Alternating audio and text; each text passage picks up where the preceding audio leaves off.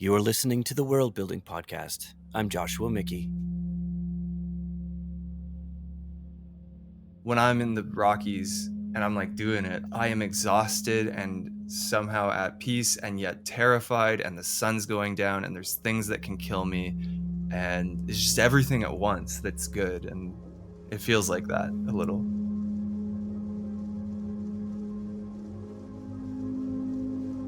Listening to the single Fast Twitch, the ear is transported to a pristine landscape, the crisp early dawn of the valleys in the Canadian Rockies. A vast space filled with sunlit melting icicles, moss waking up to the morning warmth, and the awareness of walking through a predator corridor. A journey through the eyes of the animals in the valley. At least, that was the first time I listened to it. What I love about his work is the music's ability to tell a story with every listen. It often leads to a different direction. It's minimalist, interpretive world building. I'm talking with the artist and musician Jonathan Kawchuk on what goes into crafting these audio landscapes, the journey getting there, and the solar punk genre. However, before diving into this episode, it is my pleasure to share with you the song that inspired this conversation, Fast Twitch by Jonathan Kawchuk.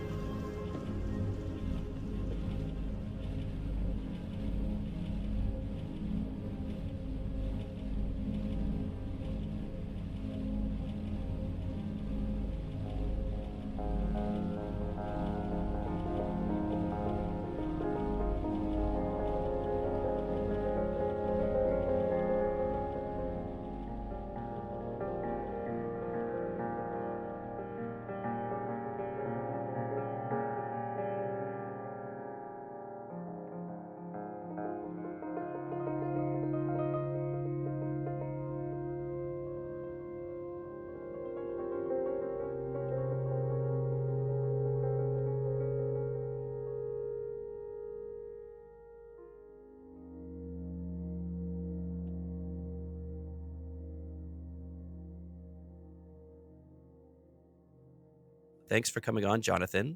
We met each other through a mutual friend in Toronto. And funny enough, though we haven't really been able to collaborate with each other, we seem to be running along the same themes, a lot of the same, I guess, practices and ideas. Let's hear a little bit about your, I guess, comeuppance. Comeuppance, yeah, totally. No, I think that's right. I think we both have come from this concept first sort of frame of mind, and it seems that both of us only do what we do technically as almost like a necessity of realizing whatever concept, and if that concept needed paint as the final output, then we would learn how to paint. So I think that's where the world building interest for both of us comes, is that we're concerned with worlds first, and then it just so happens that we work in the mediums we do because those best facilitate our worlds. Maybe I'm being presumptuous on your end, but at least that's the way it is for me. So I'm a composer and sound artist, I guess also lightly a light artist as well. And I think for me, it kind of all started way back in the day. The story I always tell was I was supposed to buy a bass for whatever band I was in high school, and the guy in front of me got the one that I wanted. So I bought a synthesizer that came with all this recording software. And I mean, like, this really horrible early version of, like, 2007, whatever.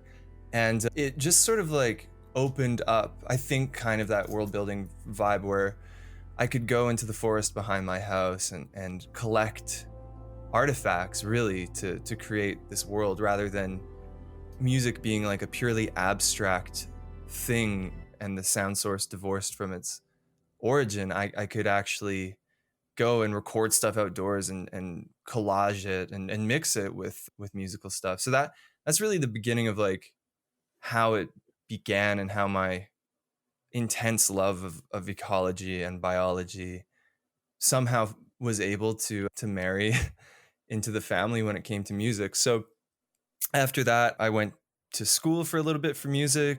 I did an internship in Iceland for recording. I went to Vancouver for school for a year. That was classical. I went to the UK. That was a more like recording and pop things. And then I lived in Scandinavia for a long time.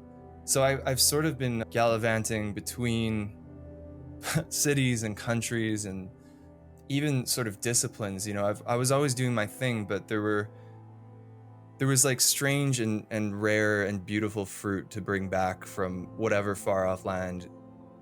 I studied jazz, even though I don't make jazz, and I studied classical music, even though I really don't do concert music proper. And I studied all this stuff because there was, I guess it's sort of almost like a game design mentality, right? Like there was no school to do the thing that I wanted to do these like kind of audio world building things. There was only bits and pieces that would allow me to like make that stuff. So that's sort of the And come up story, I suppose. how young were you when you were like, I think this is kind of what I want to be doing? Yeah, I mean, I think it was pretty young. I wasn't like studying Suzuki method when I was 4, that's for sure. I was like fumbling through guitar lessons for like 2 years in elementary school and quit. So it was really only through like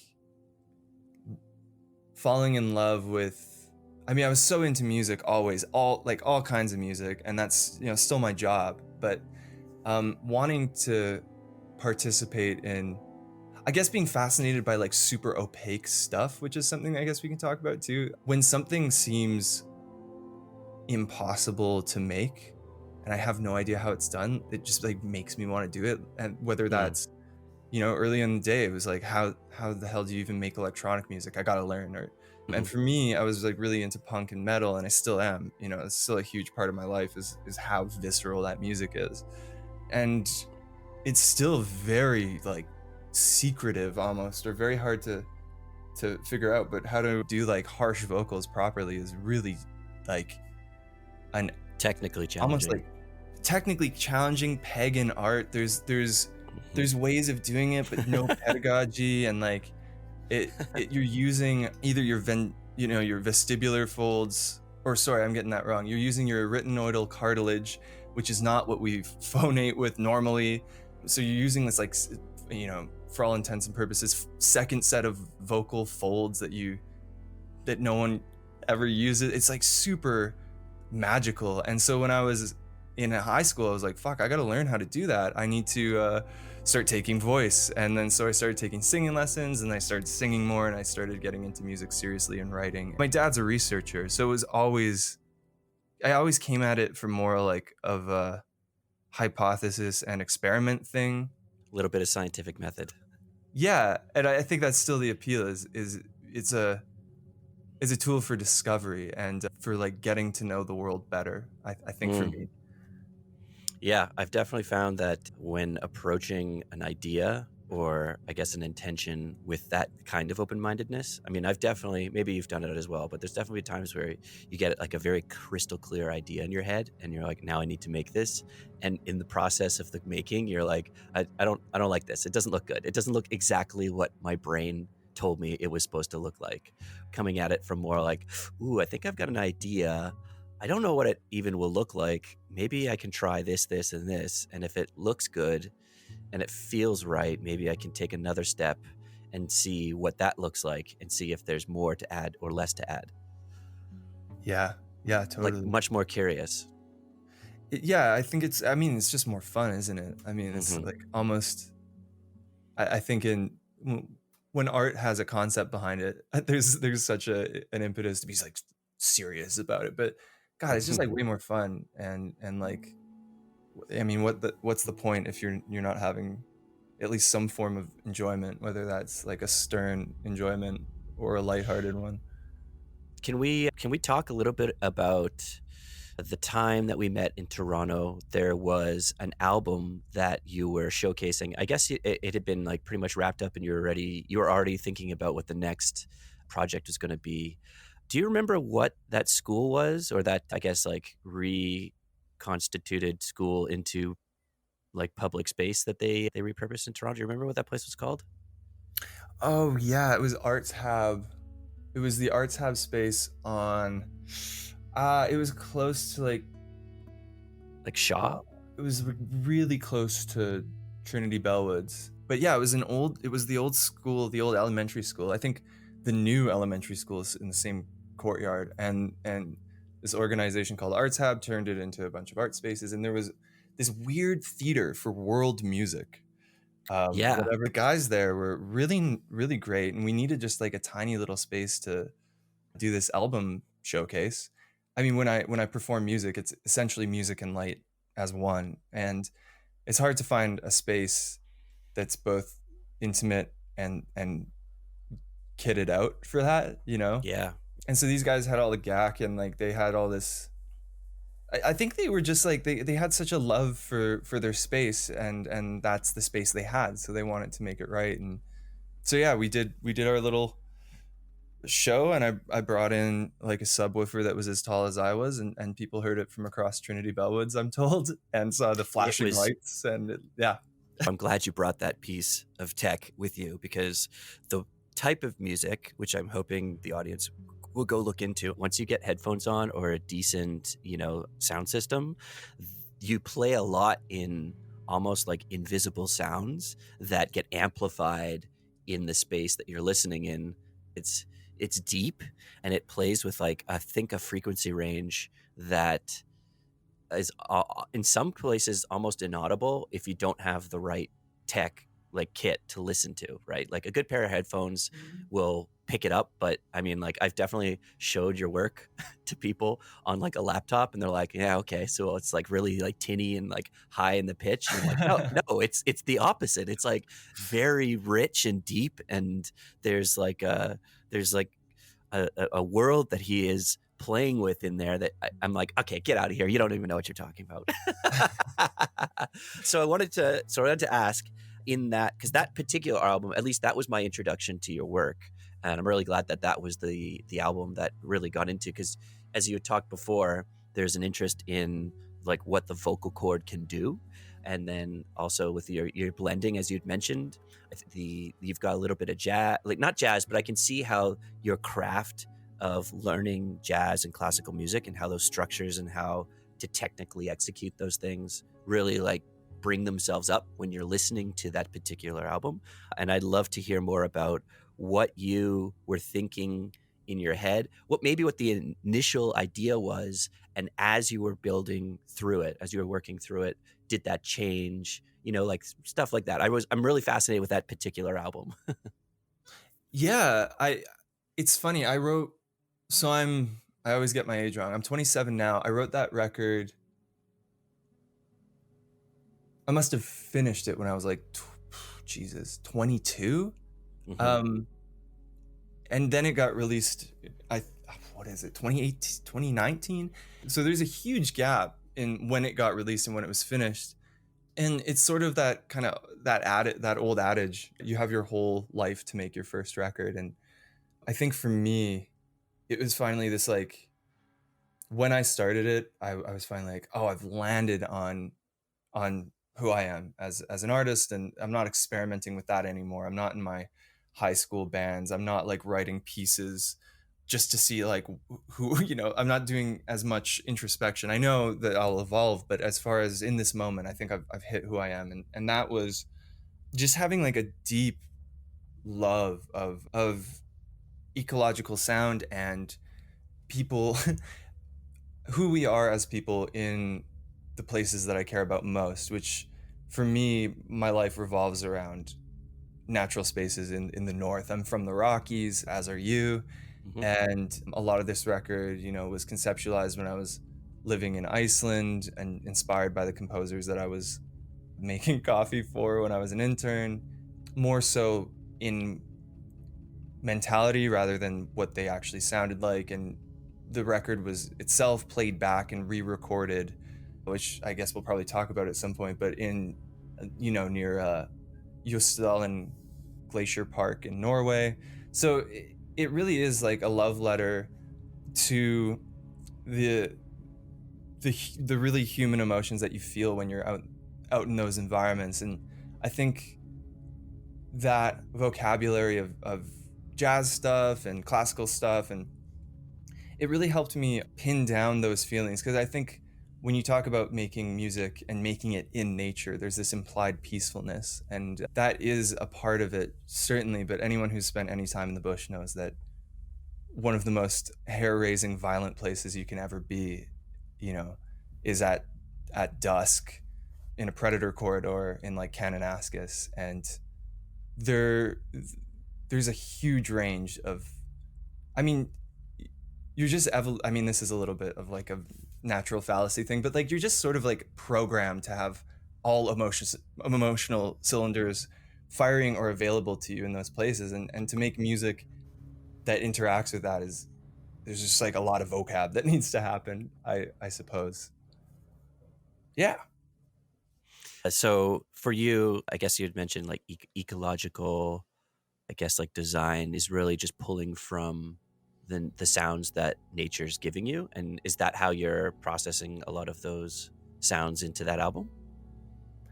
Yeah, the process for that record, and then to a greater extent the record that I'm finishing right now, was to have field recordings be a large part of the music. But I think even more so than that, to take the music itself and play those finished compositions back over speakers into the forest and let it bounce around and echo, and use the forest as a reverb chamber, and then re-record it. Because all work, but music especially exists in a space, whether that's like cold and digital, or whether that's Abbey Road, or your living room or your bedroom. You can't get away from music existing in a place, so you might as well choose. And for me, the music was about these spaces, so to just like look from behind the glass and write about it seemed weird and voyeuristic. I wanted to get in there and like actually make it from the tools of the space, and have the space have a dialogue rather than just like talking at it. And I think all work is kind of like that. You like, it's going to exist in a world, so part of the reason why you would ever want to world build is, well, you might as well design that world, because it's going to exist in one whether you've designed it or not. And isn't it better to be intentional about that? As you're building this out, when do the visuals start kicking in? Or are they kind of, I guess, one and the same? In a way, yeah, they happen near the end, but in a way they are just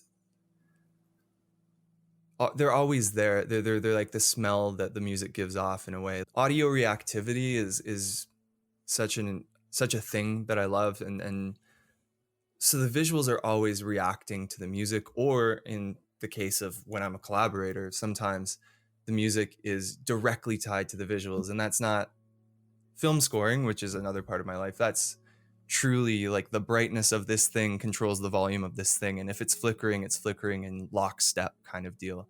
So Hmm.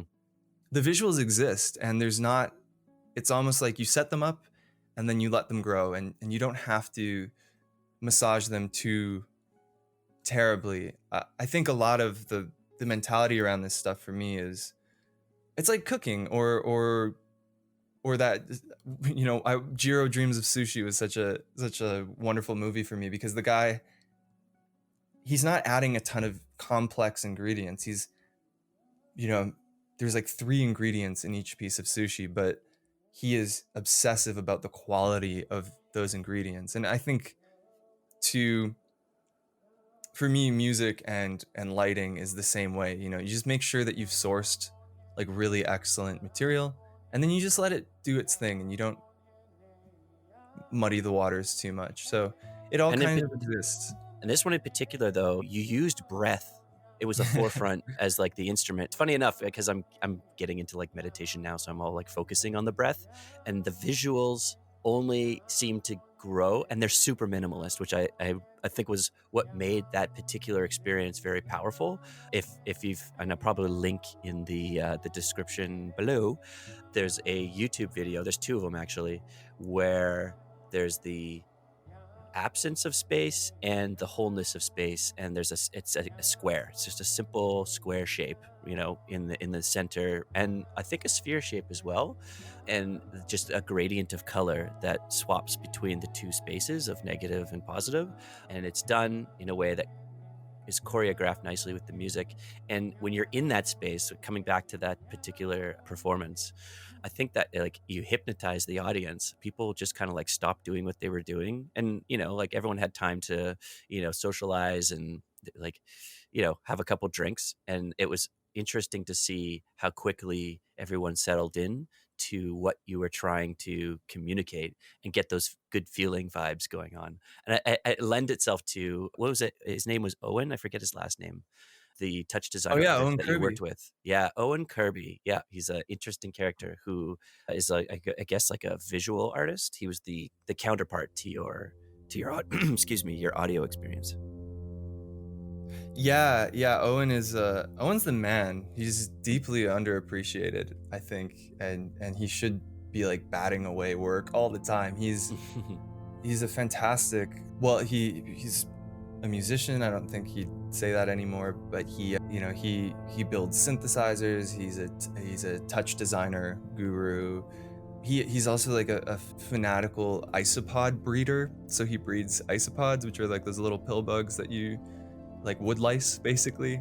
He's just like a very awesome, interesting guy. And we really found like originally we thought we had like nothing in common. And then we really found that deep down, we kind of cared about the same stuff. And we're like, felt like we were visual optimists in this like austere, like 80s Berlin inspired entire field, So we were trying to like work with light as a positive thing. And I think for that show, what we wanted to do was, I don't think either of us loved the idea of essentially building a glorified screensaver that was projected. We felt no reason to have visuals that were pre-canned.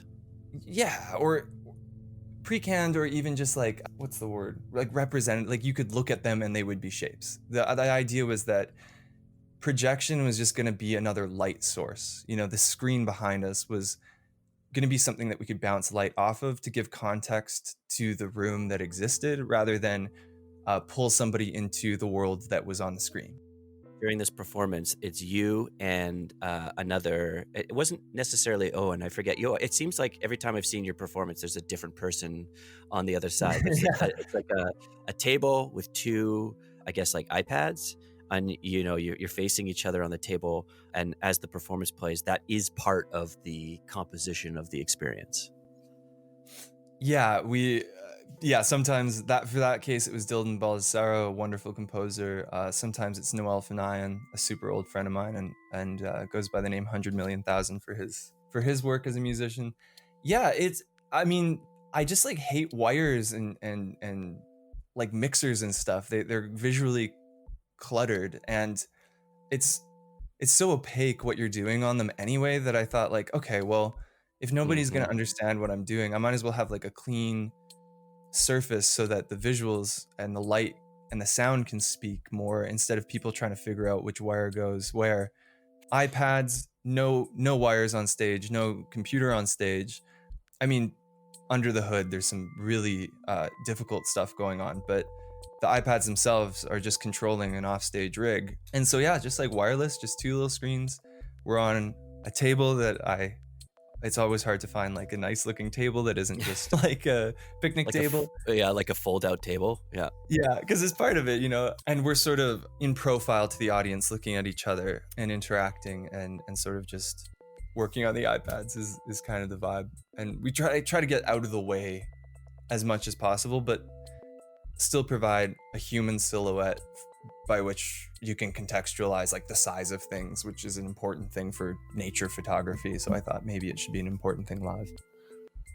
And this album and the one that followed, you got the attention, or I should say rather, leading to this current album, you were going to the Banff Media Center. Yeah, I've I want to talk a little bit about that. The Banff Media please. Center, for some people who don't know, is a magical place in Canada, in Banff. You go up on a mountain, and you are provided with a resident, like a little room, residence room. It has the most comfortable bed you will ever sleep on, with the backdrop of the Canadian Rockies, untouched, pristine Canadian Rockies, just looking out your window. They have a Red Seal chef who cooks you 3 square meals. And this place, it's a retreat, basically, for all things creative. It's not just musicians, it's artists, it's designers, writers, dancers. I mean, electronic gadget people.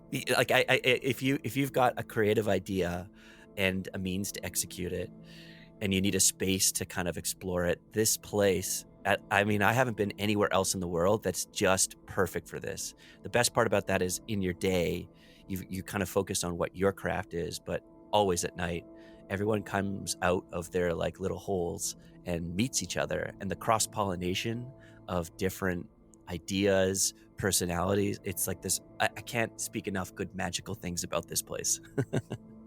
Oh, yeah, I mean, it feels like there's a catch. It's so, but there isn't. No. It's artists Jurassic Park is what the complex feels like.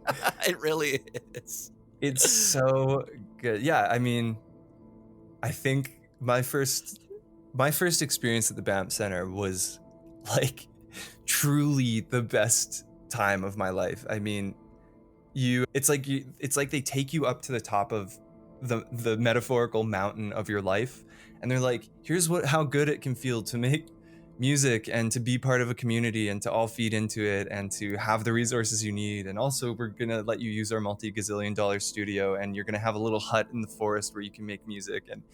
And now that you know what that feels like, we'll take you back down to the bottom, and you're gonna have to walk up yourself, as for the rest of your life. It's beautiful. It's beautiful. And I've developed quite a relationship with the place. And while you were there, I'm like a hangers-on, basically. Yeah. I mean, I wish I could just stay there for a bit. I don't know if I'd ever teach there, but I mean, that's definitely a way to get in. If you want, you can always teach.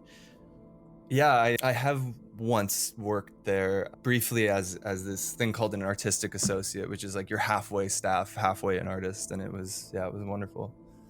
Oh, and I should mention to the international listeners, whoever they may be, in Canada, we have an interesting, weird grant, I guess, bursary system.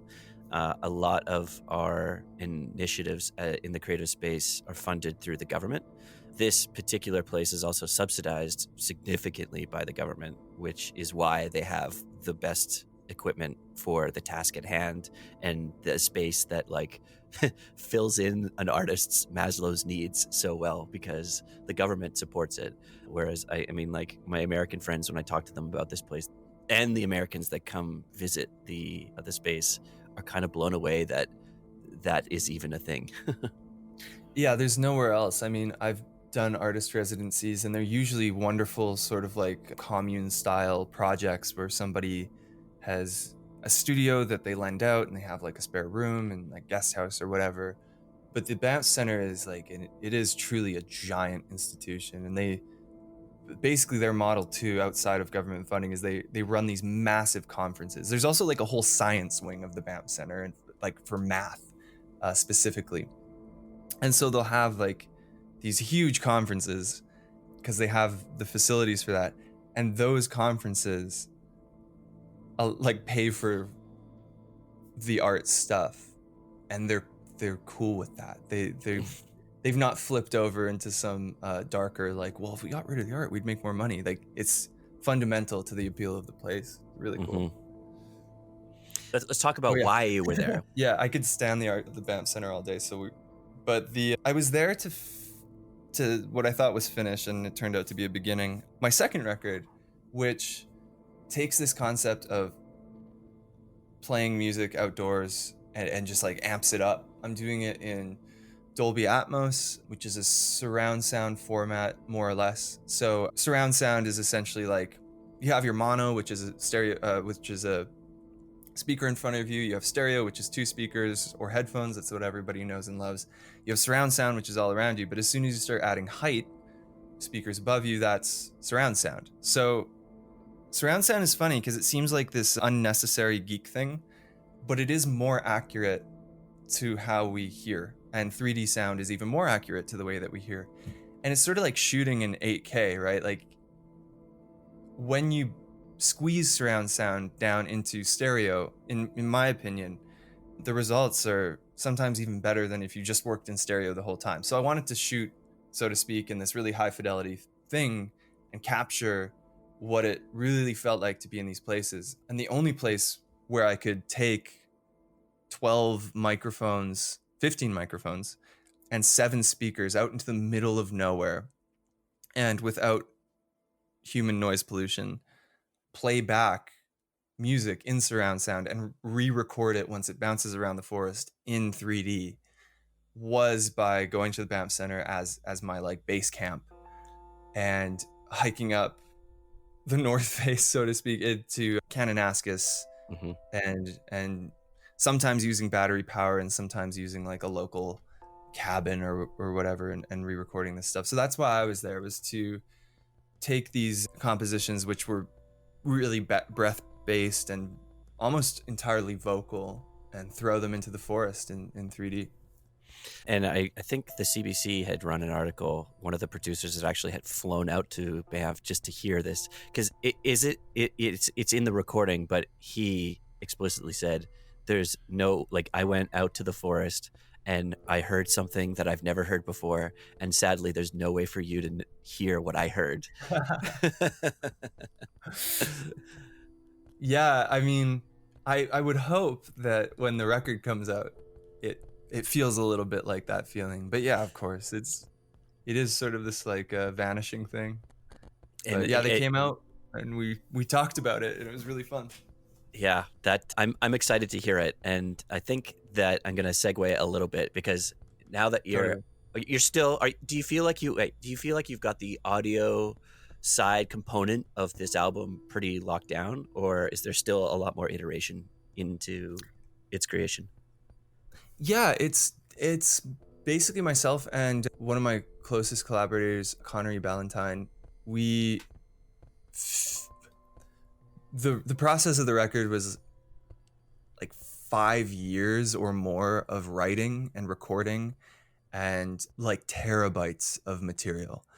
I think I figured out that from when I started making music to my first album was actually less time than the first to the second of writing. So it's a huge amount of stuff. And we just rearranged it into the 45, 50-minute long record. So now that I know what it is and these songs are more or less done, I'm just in a phase now where I'm figuring out art and light that goes with it, and proofreading it and just replacing temporary stuff with its final counterparts. So it's functionally the tunes are done, and the sequence of how those happen is pretty much done. So it's exciting. It's close for sure.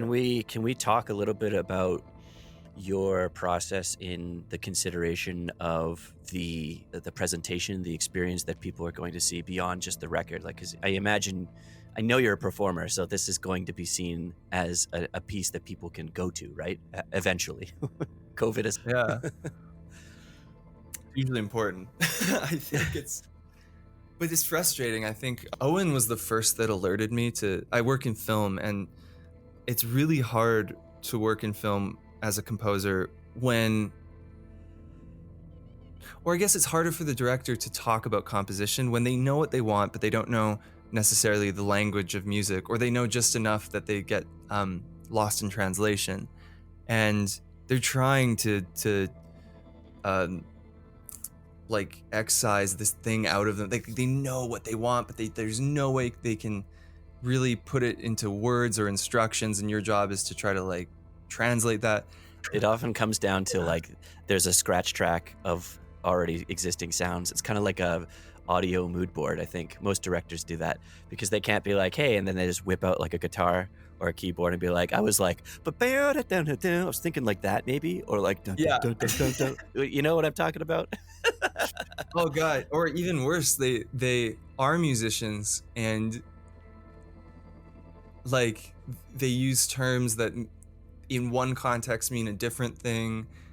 And so yeah, it's tough. It's really tough for them and I feel for them. And so I'm kind of that way when it comes to the visual experience of doing these records and collaborating with people like Owen. So yeah, that's like I feel like it'll almost be as much work as the record to figure out how it gets presented, the design, the packaging, the little visual tidbits that come with it, the live show. I think this live show is going to be much more split into it's almost like a last record was a live installation kind of, and this is just going to be pure installations and few and far between live shows, but the live shows that exist are many people on stage and very produced and kind of these like big one-off things. So there's lots of yeah, I guess there's like lots of side dishes that have to be prepped.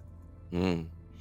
Well, often when you and I are talking offline, we do talk a lot about the advent of like real time and performance, specifically like using real time technology to be able to go into that. We recorded this on Yeah. May 13th. I think it's going to be a day that will be remembered as the announcement for the new Unreal 5 engine. The work that I've seen you make, it really does lend itself to that technology. And every time you get really into the audio technology that they're using, and I'm vice versa, like very interested in how approachable the like visual side is going to be. Yeah, I mean it's a correct assumption. My friend and I were thinking about starting like a very small game company that puts out mostly like interactive installations, and he just texted me with that link. He's like, okay, we're gonna do it now. I mean, it's very exciting. It's super exciting. If not for a final product, it's very exciting for just like the process to take an installation idea, you know, and do like an architectural mock-up kind of thing in Unreal and just look at how the light's going to play and say, okay, we can build it in real life now. Or to gamify the process of cinematography with things like Cinetracer, which I know we've talked about. It's yeah, I think it's incredibly exciting, and the way that that Unreal treats audio specifically versus Unity, or at least natively treats audio with Steam Audio being incorporated in it. It's really exciting. I'm really excited for what weird art forms are going to come out of this game engine that are not games. Yeah, likewise. That's I mean my interest in Unreal comes from the idea of creating those like digital installations in a digital space. I guess it just transcends like architectural space. You can go do something interactive with people now in like a virtual world or even in the AR world that you just can't do in like the real world without a lot of money, right? Have you, by any chance, do you ever see the Childish Gambino AR experience? Have you ever played around with that yet? No, I was just before this interview watching a little bit about his, I think it was a 2019 performance where instead of doing it in Touch Designer or whatever, they did it in Unreal because it was like a dome projection show. Oh, right. Yeah, yeah. So that experience, he released an app on your phone, and I highly recommend you check it out. It is so far the coolest AR experience to date by far. It like Wow. definitely sets the bar. It's a beautiful audio visual experience without revealing too much. You're able to like walk into a physical different part of your room, which is a different space in the experience. You've got your headphones on and with your phone, and it's a cave, and you can kind of like look at glyphs and like icons, and they come to life and they start dancing around you. The song or the experience being designed in a way that escalates as the experience is being, I guess, like witnessed by the player or the user. Anyways, so it's something worth checking out. And the other thing they do that is really cool is it's totally multiplayer. So if someone with you in your room, in your real like living room space, like, you know, your parents or something, they can also have it on their app. They sync in real time and you can share the same experience, which has always been a problem I've had with like VR so far, is a lot of them are like a one person experience. And even if it's a virtual, even if you do bring virtual people, they're like virtual avatars, right? They aren't real people. They're just kind of there. They're ghosts in your like virtual experience. But with this case, which I think they nailed really well, is you're able to create the world and there's a living, breathing human kind of sharing the experience with you, which is really, you know, I think he touches on what what's the appeal of a concert. It's not just seeing your artist live. I mean, that's the big pull, but it's also very much about the crowd. It's about the you know, the place and the people that are around you. There's a shared experience that hopefully is like something that everyone, like, you know, you can bond with. Mm-hmm. Yeah, like I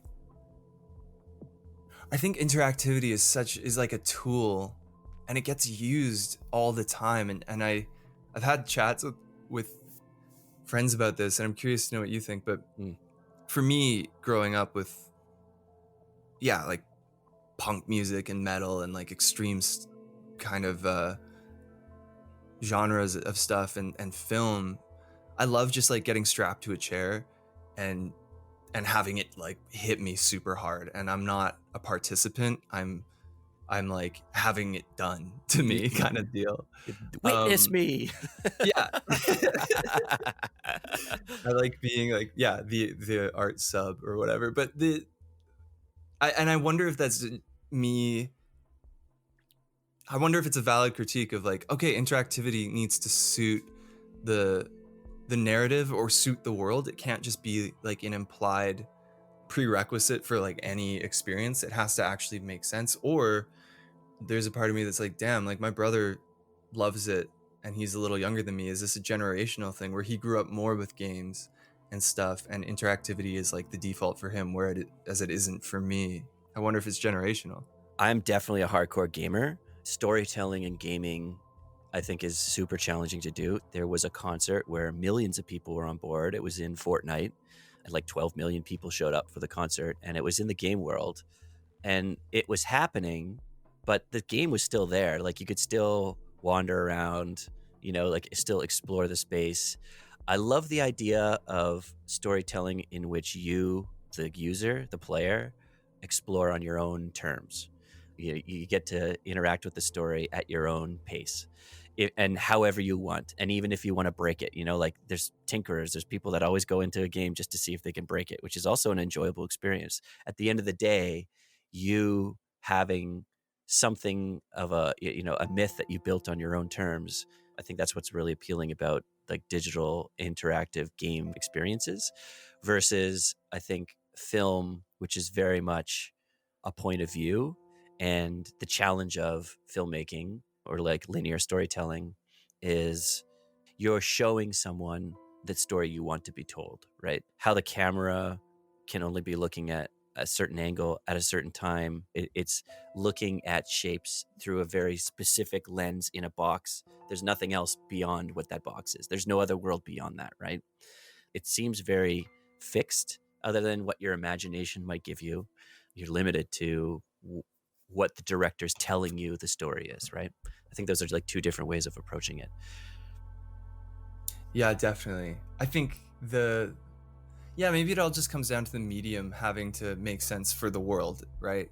I was talking about this opera, this like modern opera, and I was gonna go to this thing and check it out. And my friend was like, I don't know, like, why is it an opera? It was about Everest and that, I think it was the 90s that happened. Mm-hmm. And my friend was just like, why is it an opera? Like, why are they singing? And I was like, I don't know, because it's an opera.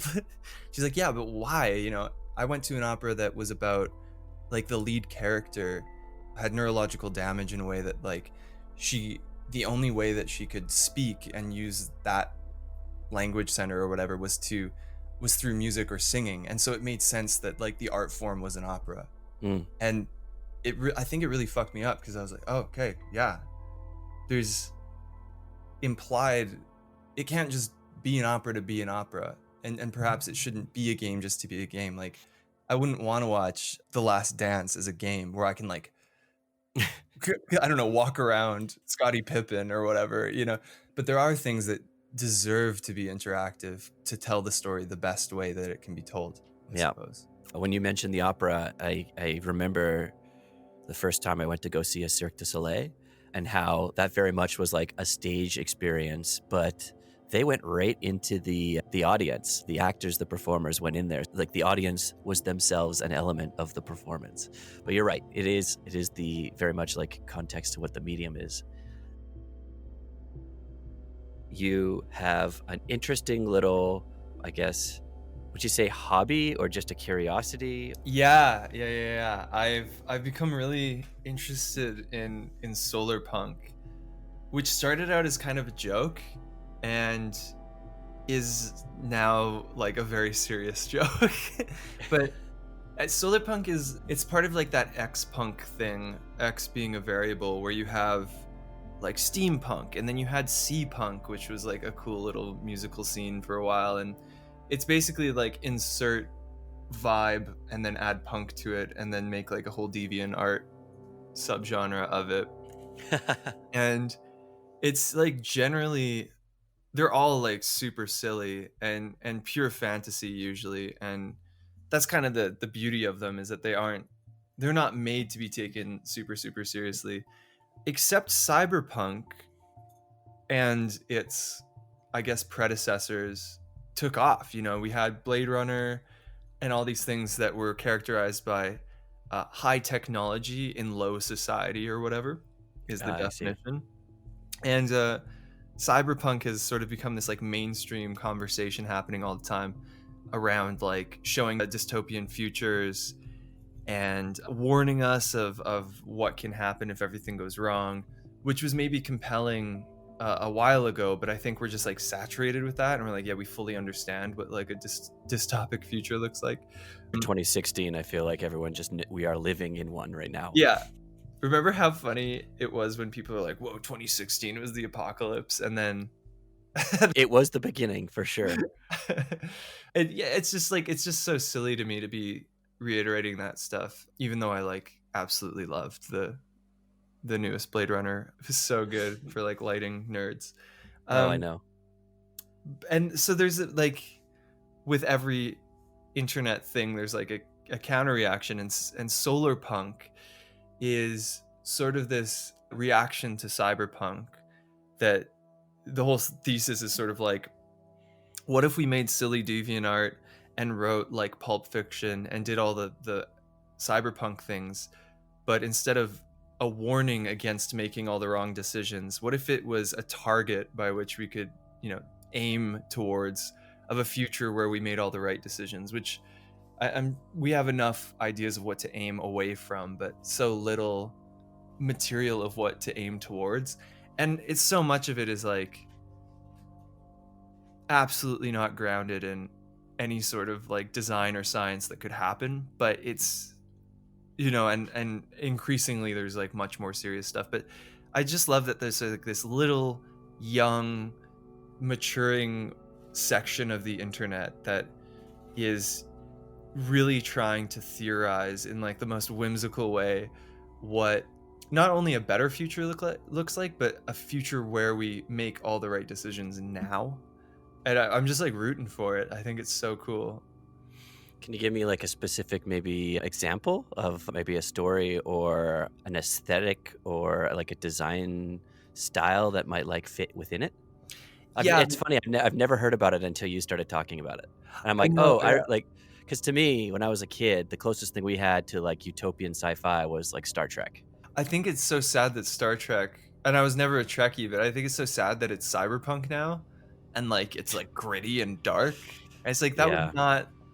that wasn't Star Trek's thing.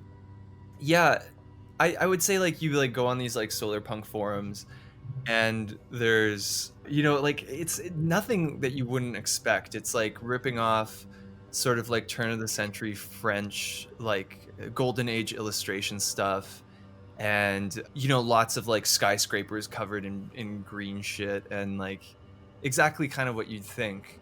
But it's sort of funny to view life and work through the lens of like, is this solar punk? A friend of mine like jokingly made a poster that says says that's not very solar punk of you, my man.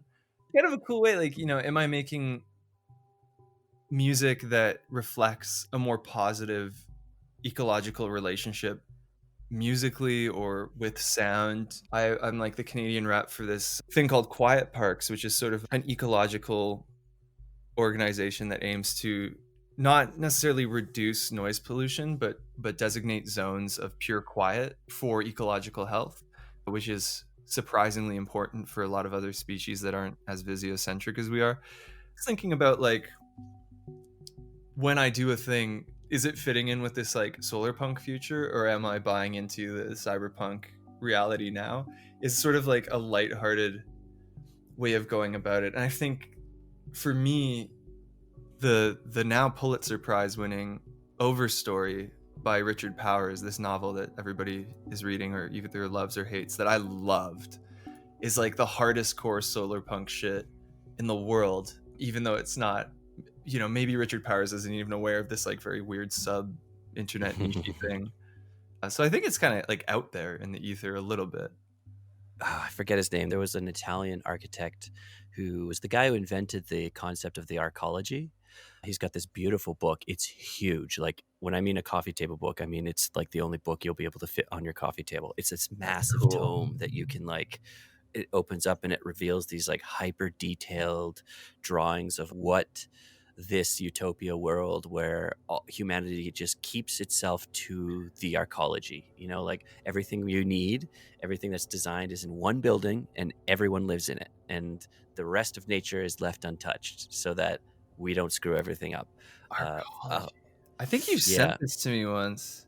Yeah. I'll put a link in the description. It's a shame libraries are closed right now, because that for sure is in like every major library in every city. It's like a beautiful book. I mean, it's like not dissimilar. I think architects and people who like talk about design as like a sociological thing are on this. I mean, Buckminster Fuller was like the OG solar punk, as was Frank Lloyd Wright in like maybe a more Kanye West version of that. Yeah. And it was very, I think there's like a lot of, it's a distillation of like a very 20th century concept in a lot of ways. When I look at your work, it's visually dark, but it's not dark. When people use that term, like, oh man, that's like pretty dark, I don't know, style or something like that. You can use somber colors and still be lighthearted and still evocative, right? I think that's kind of like the power of the darkness a little bit, because the counter to that, which we're in right now, is this like vaporwave thing where everything is like hyper colorful, like, to a point of almost gaudiness, and it's supposed to emulate like happiness and optimism. But to me, I see it as like very much the opposite. It's just commercialism. That it's not, maybe because it's the trending thing right now, and I'm sure like a decade ago the darkness was like hot shit, so everyone, it was also commercialized. It's very PC music in a way to yeah, like make everything so. It is sort of Blade Runner in the scene where there's all like the ad, that like the AR ads that are everywhere. And I fucking love PC music, obviously. That's like every musician has an opinion about them. Just to bring it back to metal a little bit, I really love bands like Liturgy and Deaf Heaven, and to some extent like Altar of Plagues, and these bands that, I guess it started with Liturgy, where they saw Norwegian black metal and how visceral it was, but they thought it was goofy and like pessimistic and violent. And they basically just wore white t-shirts on stage and took what was visceral about those dark things and tried to use it for good rather than darkness, and tried to make like blindingly visceral positive music. mm-hmm. I mean, Tim Hecker is sort of on this shit too, where he, in a way, like his website is sunblind.net, and there's still like a blinding thing about it, but it's from from the light rather than like the crushing whatever. Yeah, I feel like it's almost akin to peaking on like MDMA at a concert, and they just wanted to distill their entire performance around that very specific moment. So everything's just so overwhelming, and you're like, it's beautiful. Yeah, I'm sure there's not a small amount of that going on. Yeah. That's how I feel like with the Bliss Signal guys. They're definitely like in that Dude, yeah. very over the top, like bombastic, like until you get it, you're like, this is just noise. It's just so loud. And then you're like, it's actually pretty happy, I think, a little bit. Oh It's not man, too happy, right? it's fucking ecstatic. It's like a religious thing with I mean, those guys are definitely heavily inspired by like the first Liturgy EP. I don't know if I've ever sent it to you, but if you listen to like EverQuest 2 off of that EP, it is very like lays the groundwork for Bliss Signal. I mean Bliss Signal. There you go. Yeah. It does what it says on the tin. Yeah, I love that stuff where you just like, I am as affected as I would be in a horror movie, but like with some sort of transcendental feeling. I mean, that's why I make music for me. Like when I'm in the Rockies and I'm like doing it, I am exhausted and somehow at peace and yet terrified, and the sun's going down and there's things that can kill me, and it's just everything at once that's good, and it feels like that a little. Just being alive, Yeah, getting a little bit of the full spectrum of humanity in the wilderness. all at once. Yeah. Yeah. Well, that's great, man. Now I have a lot of homework to do on solar punk. Oh Uh, yeah. yeah, and I'll get to that architect. It's actually bugging me quite a bit. His work is phenomenal. I was looking here. Let me do this. As I do, I would recommend anyone to check out The Overstory by Richard Powers. That's like that book for me defined last year. It really threw me for a turn. I got it. Yeah. Paolo Soleri. Solari. Yeah. Yep. Gotta Brilliant. check out his work. Oh, okay. I'm great glad I last got that name. before the end of this. Okay, cool. Well, thank you very much, man. This was fun. This is a great little chit chat about how you build worlds and the worlds that you are interested in building. Thanks, man. It was fun to talk about this stuff. As I was saying to you before the thing, like I'm usually speaking in such musical terms, but again, it's sort of like music is a thing that ensues from trying to like find or build a world. So it's cool to talk about the headwaters a bit. Cool. Well, cheers. Cheers. One last treat before we leave today. This is Sun and Moon by Jonathan Kawchuk.